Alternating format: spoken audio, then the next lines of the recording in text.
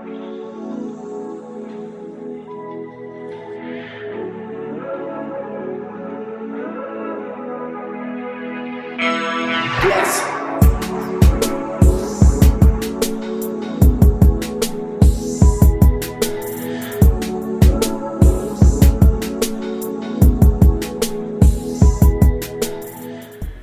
What's up, y'all? So this is part 2 of our breakup video. Breakup. Anyways, this is what we did throughout the breakup, how we handled the breakup, what the Lord said to us throughout the breakup, and all that. Just a quick recap. Should I do a quick recap of the last video? Just in case you haven't seen the video prior to this, you should go watch that first because might not make too much sense, but I'm gonna do a quick recap anyways. Pretty much Mikey and I got into a place in our relationship. We were so madly in love with each other. We spent every day together. We would talk to each other all throughout the day if we weren't with each other, and we just were so into each other and couldn't believe how great each other was. So we started to put each other before God. Put each other first before God. No. That's no. a huge no. God had become second.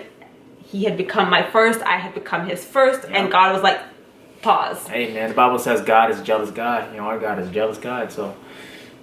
And I don't blame him. He deserves it all. So on Easter Sunday 2016, the Lord spoke to us.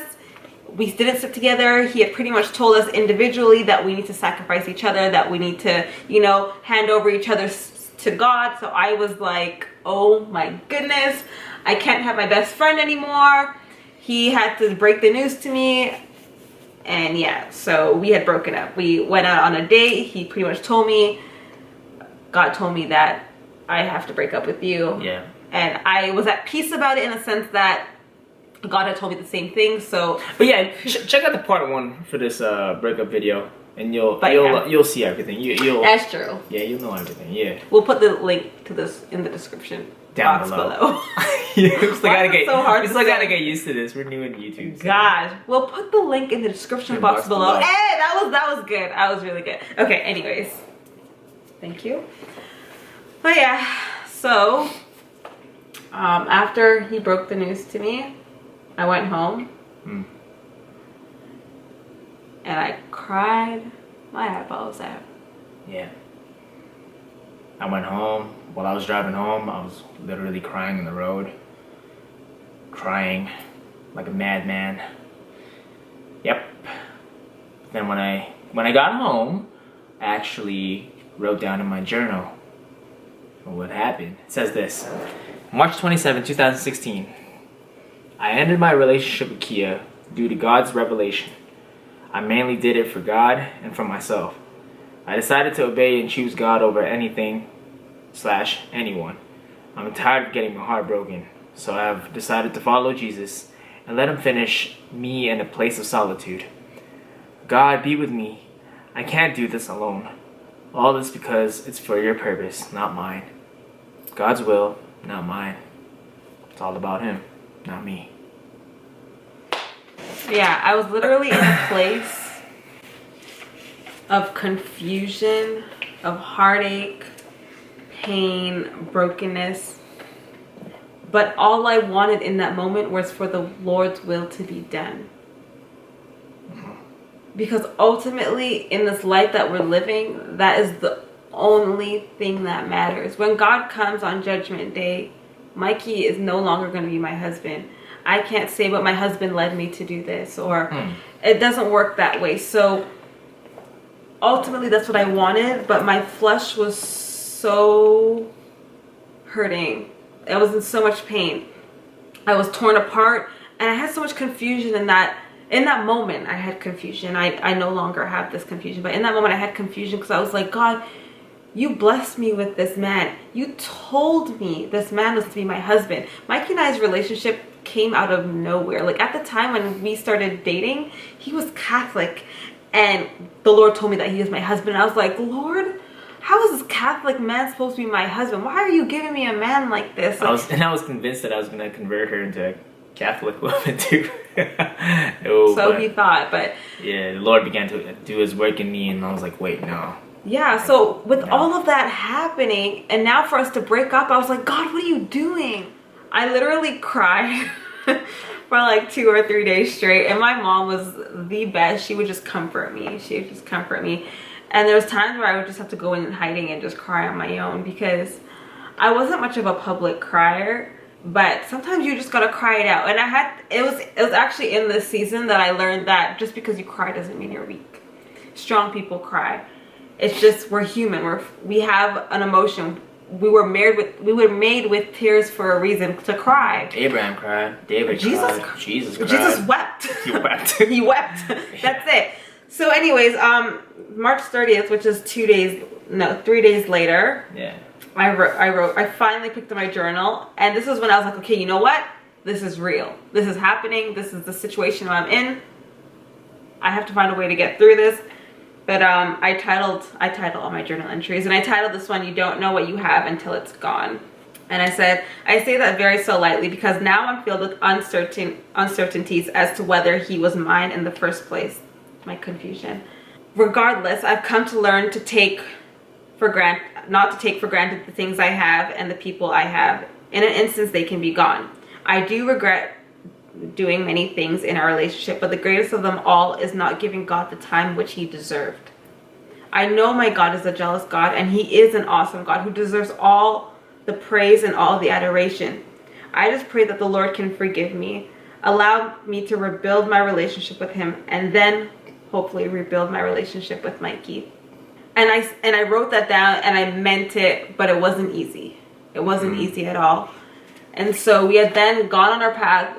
This was our first time ever not talking to each other, avoiding each other. Like we didn't sit in the same area. I sat on one side of the church, he sat on the other side of the church.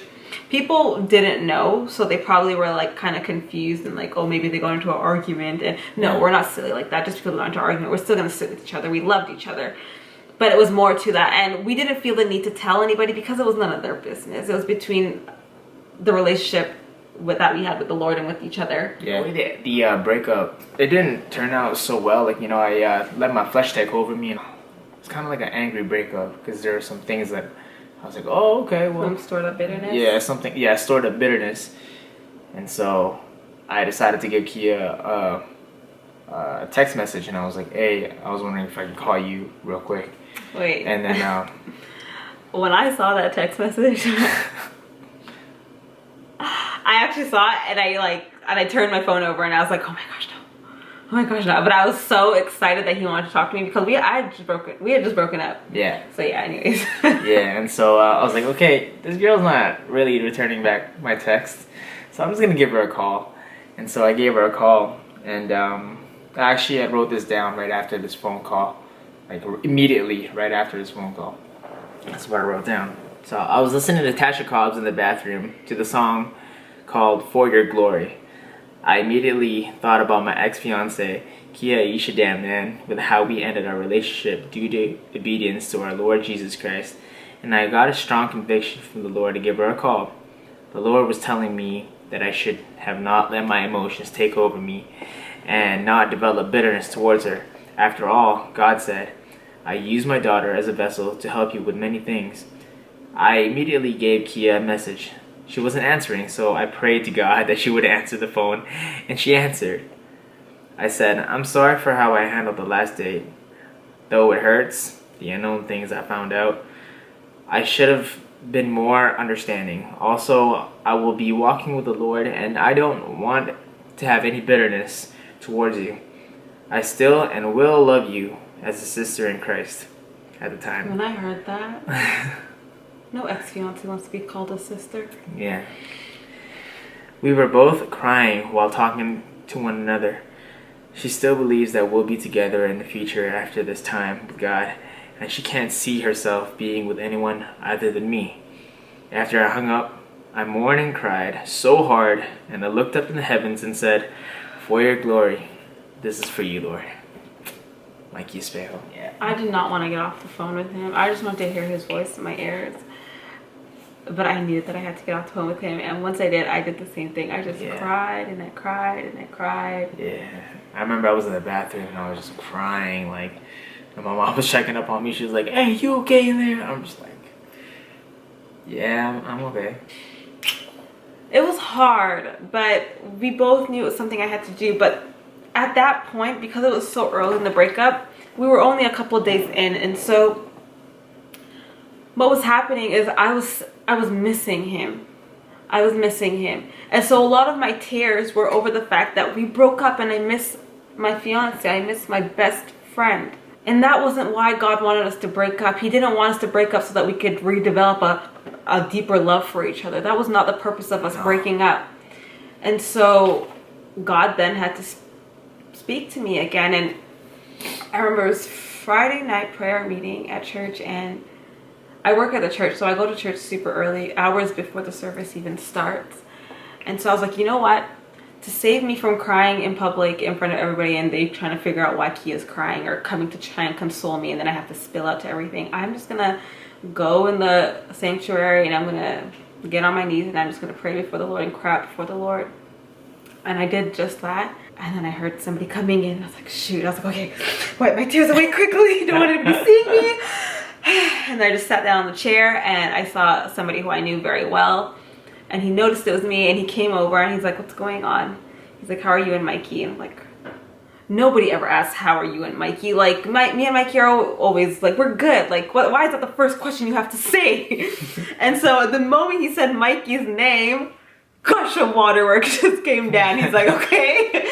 Clearly that was a bad question to ask. And I was like, yeah, well, we broke up. We were putting each other first. And I was like, and he's like, have you sacrificed Mikey to the Lord? Just like Abraham did with Isaac. Abraham had to bring Isaac to the altar and he had to sacrifice Isaac. And when he said that, that was the story God has been using since the beginning.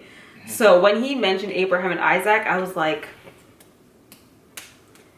and so I was being honest with him, because the only way you can get true help is if you're being honest.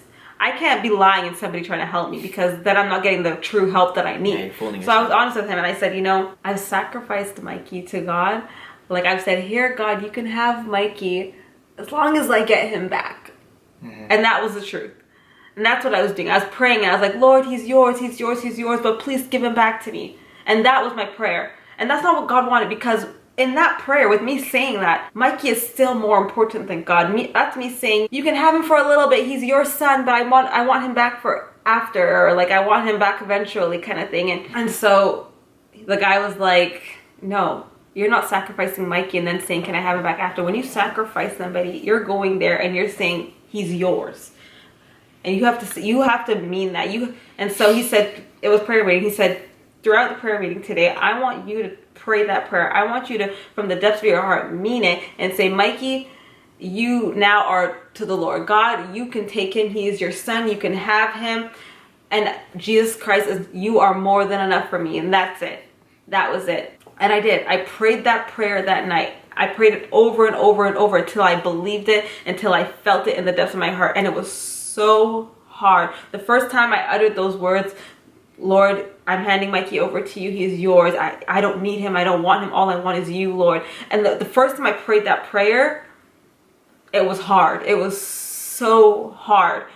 But I had to do it. I just had to keep saying over and over and over and over and over and over again, because I knew it was only in that will my relationship be restored with the Lord. And so I had to do that. In that moment, that my mind had shifted. No longer was I crying over the fact that my best friend is gone, but I was crying because I knew that I had broken the Lord's heart and I wasn't putting him first. And I was like, whatever, you can take Mikey away. All I want is you. I was actually watching one of Heather Lindsay's videos.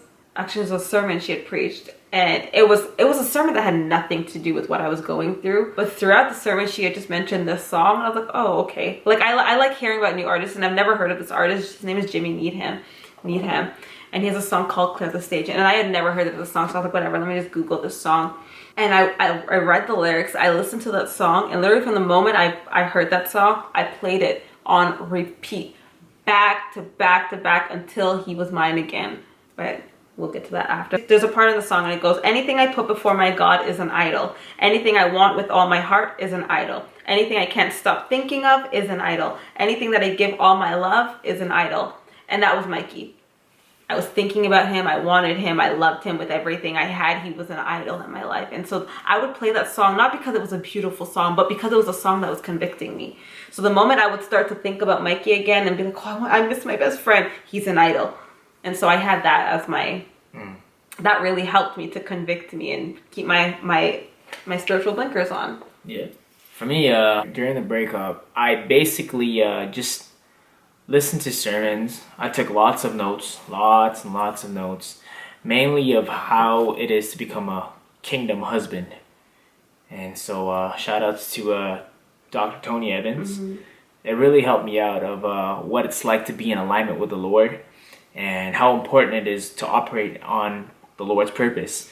And so I did that over the breakup. So for me, like, it was, I'm the type of guy that can switch to one thing to another like mad quick.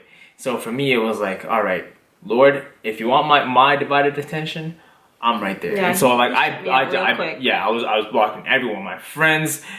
This Facebook, I changed my Facebook account, changed my IG account. I started new, y'all. Like, I was just screw this. Lord, you want me for yourself? All right. I deleted my Facebook. Well, I created a new Facebook account, new IG account, and Kiah, I was like, all right, well, that's yours. You know, one pastor actually told me, you know, when you're going out with someone or, you know, development, if you're gonna marry someone, make sure you hold them like this. You know what I'm saying? Like this. You're basically giving her or him away to the Lord. You know, this man or woman doesn't belong to you. Okay?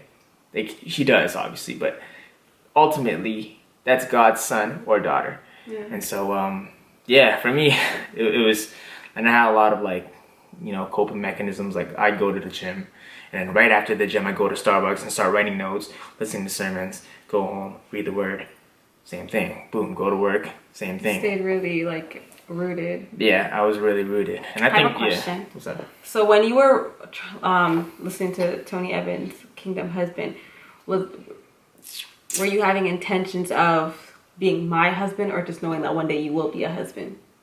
I don't know. I didn't really think of it that way. I was just listening to the sermon. Okay, so it wasn't like No. preparing to be Kia's husband. No, I didn't think, like I said, but I never. At this point, I didn't know that you were gonna be my wife. Yeah. I didn't know. Yeah. Like, I didn't even put that in the back of my head. I was like, okay, Lord, if this is what you want, all right. Yeah. So it's like, you know, I'm not really giving my 100% if you're still in the back of my head, you know. But yeah, I'm like, all right, well, it was hard because, like, well, I see her every time. And at one time too, I just finished going to the gym, and then I came down, and then she was talking to Sharisa actually, and I was like, oh my goodness, what is this? We both went to the gym, and my friend lives in the same area as him at the time, and so we were going to that gym, not knowing that he would be there. And so before we went in there, I was like, can I talk to you, because I'm not really being me right now, because, and I wanted to just explain to her why not. So I told her about the breakup and whatever.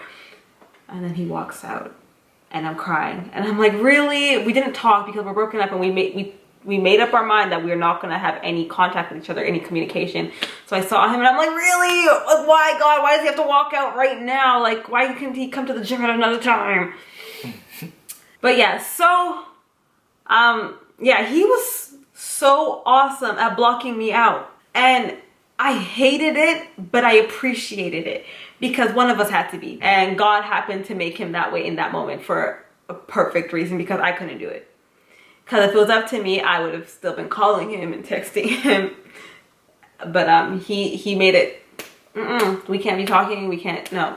And so that was also, seeing that part of him was also something that I had longed for a lot before we had broken up. I had really wanted to see that Mikey that was so firm and that could, like, you know, put me in my place. You know, us women can get a little. So seeing that, I loved it.